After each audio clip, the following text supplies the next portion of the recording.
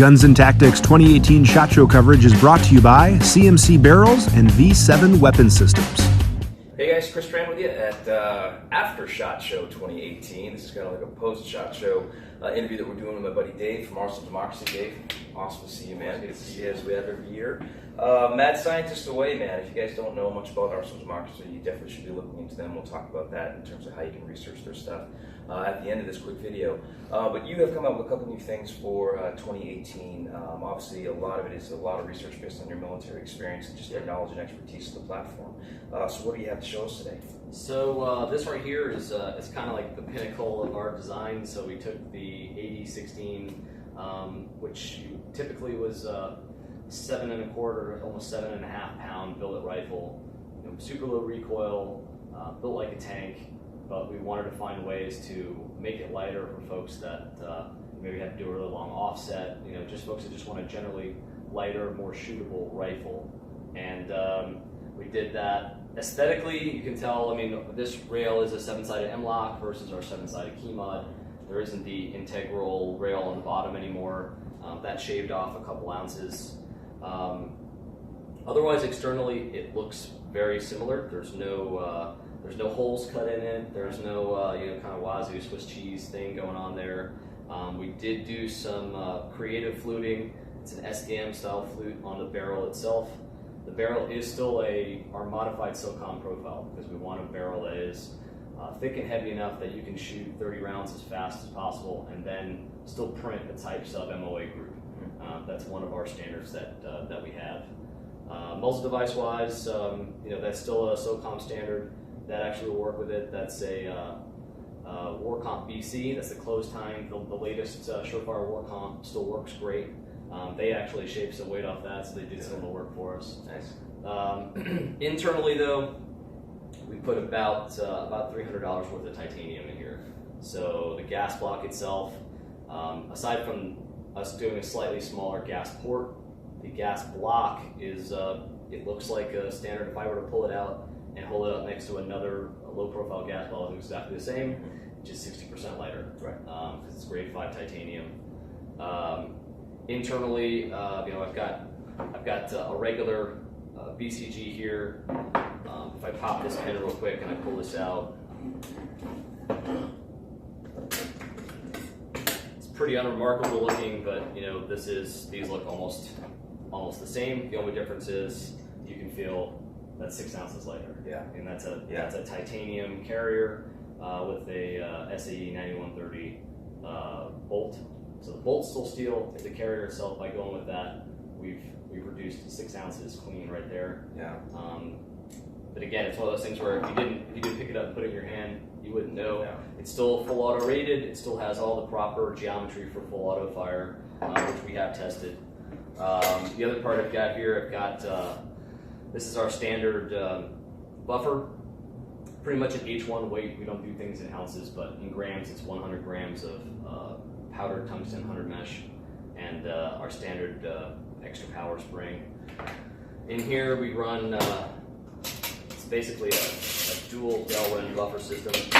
So we've got what here is it's a light piece of Delrin molded. There's another one on the opposite side. So these opposite opposed act like bumpers, and then they work in conjunction with this lighter titanium BCG. So we actually tested out spring weights and everything else, and the way we gassed it and the way we worked with everything else, we actually figured out that the normal spring rate was actually perfect. We made them like 10%, 15% lighter. None of that was actually necessary. It still gets really good gas. We get ejections, solid at about the 4 o'clock, which is where we want it. Otherwise, here I've got a titanium version of our barrel nut. So you've seen some of our components before. This otherwise looks identical to our normal barrel nut. It's just, again, titanium. We did add this third ring in the middle. A lot of people thought that was for lightning. It's not. It's because once we coat this in microslick, it will look otherwise identical. Yeah. So guys are kind of getting tired of going on the shelf and grabbing. They've got to pick them up until they find the one that's lighter. But that shaved several ounces too. So all those ounces add up, and the result is we ended up making a rifle that shaved 1.5 pounds off. Yeah. 1.5 pounds is a lot to take off of a rifle. The only thing we were really worried about when you go lighter is what do you normally sacrifice? Durability. Durability meaning if we went with a weaker buffer tube system, if we went with a really skinny barrel that would shoot out after a few thousand rounds, if we went with something that had a bunch of holes in it, we let a bunch of dirt, debris, mud, silt, and then shootability. Typically when you take something that's a heavy rifle and you make it 5 pounds or 6 pounds, it's harder to shoot. It recoils more. There's more. You feel more of that impulse. But half of the weight that we took out of this rifle was reciprocating mass. So when we got rid of that reciprocating mass, obviously there was a lot less weight to come back and forth. There's much less of a recoil impulse. So with all of that, reducing this down to 6.2 pounds, we've actually made the recoil reduced by about another 20% from the existing 8016. So all those things kind of work together in harmony. And then if you see that badge in the front there, that's the OAF Bad Larry. The first 50 of these rifles, we're going to do kind of a special OAF edition, a little collaboration there, and we're going to put them on sale Q1. That's awesome. That is super awesome. So again, just to recap on the weights, we've got titanium here in the nut, new bolt carrier group, Delrins on the back, still maintaining the same springs because if it ain't broke, don't fix it, and it actually worked out pretty well for you. And this ended up being how much lighter now than the original?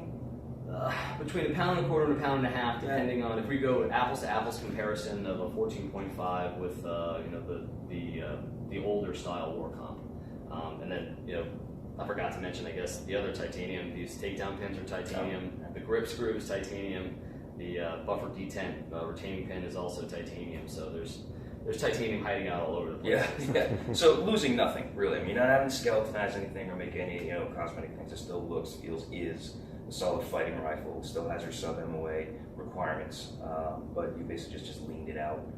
We've leaned it out. We made it stronger because titanium is a stronger material than some of the aluminum people will use. And then we still got the heat sink capability. A lot of people were worried because they know that this barrel nut, being the larger style barrel nut we have, it's very good for keeping the rail and the handguard rigid. And then it also sinks heat away from the throat of the barrel and from the handguard itself.